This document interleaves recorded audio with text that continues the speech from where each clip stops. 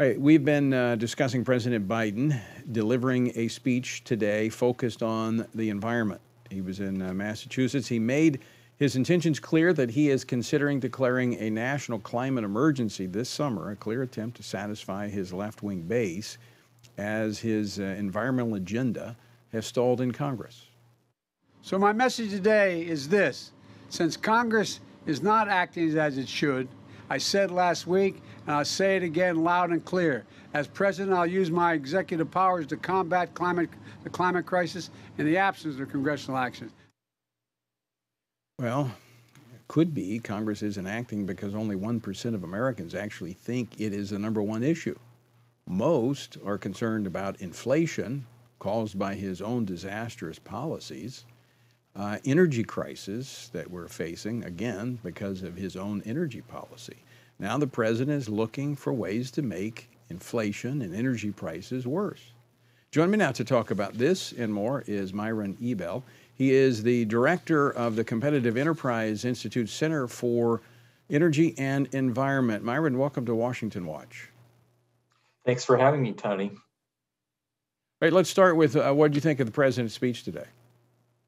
Well, there wasn't much in it. He went to what looked like an empty field where there used to be a coal-fired power plant and said that that climate change was a clear and present danger, and if Congress wouldn't act, he would, as you said. And you already stole my line. 1% of the American people, according to a New York Times poll, think it's the number one issue. Many more people are concerned with rising energy prices. And of course, the actions that he may take unilaterally without Congress enacting these policies are going to lead to higher energy prices, not lower. So, as you said, he's playing to his base, and he's against the interests of the American people, which are for affordable and abundant energy, not climate policies that make energy more expensive and Americans poorer. Yeah, let's talk about that, Myron, because, what he continues to say repeatedly when he talks about his agenda is that they want to help Americans. In fact, part of this, Democrats, part of his plan that has been stalled is they wanted to invest more than $500 billion in new programs to cut emissions and support new technologies, including electric vehicles. But fortunately, Senator Manchin has blocked that. But in order to before I get to that, how we cut emissions, let's talk about that for just a moment and how America, corporations, coal energy plants, others, have cut emissions. How cleaner is our air today than it was 50 years ago? Well, it's a lot cleaner due to actions taken, a lot of them just taken for good business reasons, some of them taken because the EPA requires lower pollution levels. But the fact is, Tony, America has very clean air, even though we still produce a lot of our power from fossil fuels, from coal, oil, and natural gas. The Department of Energy reported that in 2021, 79% of all energy came from coal, oil, and natural gas. Most of the rest came from nuclear power and hydropower, and a little of it came from so-called green energy. And green energy is more expensive. It's less reliable, and it's going to continue to be more expensive, despite what the so-called experts in the administration and from the environmental pressure groups say, and from the green energy industry. It's more expensive because the wind doesn't blow all the time, and the sun only shines half the day, and therefore you have to have a backup system in place all the time to provide energy when wind and solar aren't providing energy. You could just say, hey, why don't we just use the backup system all the time and save a lot of money? So our environment's in good shape.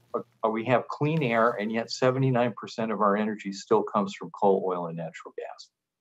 Well, you made that comment kind of in passing, but I mean, look, I'm not against using renewables. I mean, I think it's, if you got wind, use it. We got plenty in D.C., but that's a different kind of wind. You've got, when the sun's shining, hey, make hay, make electricity if you can.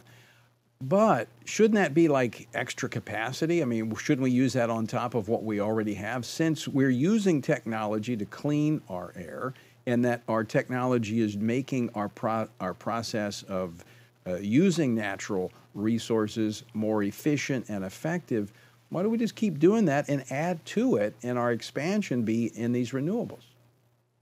Yeah, well, yes, there's a place for renewable energy of all types, but it needs to make economic sense. What we've been doing in this country is states have been passing renewable mandates that tell the electric companies that they have to produce a certain amount of power, and then taxpayers subsidize that power through the federal production tax credit and the investment tax credit.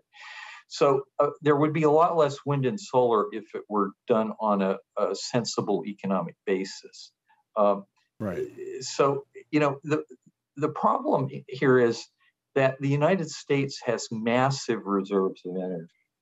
And President Biden and the climate racket are saying, let's lock those up. We have the world's largest reserves of coal. With oil, we have massive reserves and gas because of the shale revolution. We're just going to say, let's use more expensive forms of energy while we have these massive reserves. It doesn't make any sense. No, I agree with you. So Myron, the thing basically saying is that the renewables are not ready for prime time. They're not. We're not ready.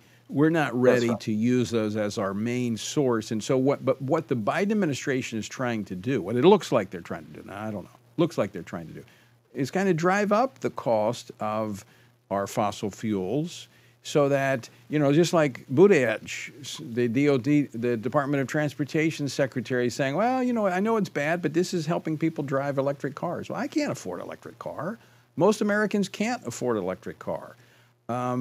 So I think it's like we're forcing this thing to work. Yeah, no, you got it exactly right. They're trying to limit the production of coal, oil, and gas, drive up the price, and make people think that the alternative is a good deal. And so, there's nothing wrong with electric vehicles, but let consumers decide when they want to get an electric vehicle, not when the Department of Transportation or the Biden administration say you must buy an electric vehicle. These things will enter the market when the technology and the innovations make it attractive for consumers. But the government, President Biden thinks he knows best, and he ought to really be able to control your life. And I think Secretary Buttigieg is a close disciple of that view. So I wonder, it seems like free markets work better than planned economies based upon what we've seen in history, but I don't know, I could be mistaken. Myron, great to talk with you. Thanks so much for stopping by today. Thank you, Tony.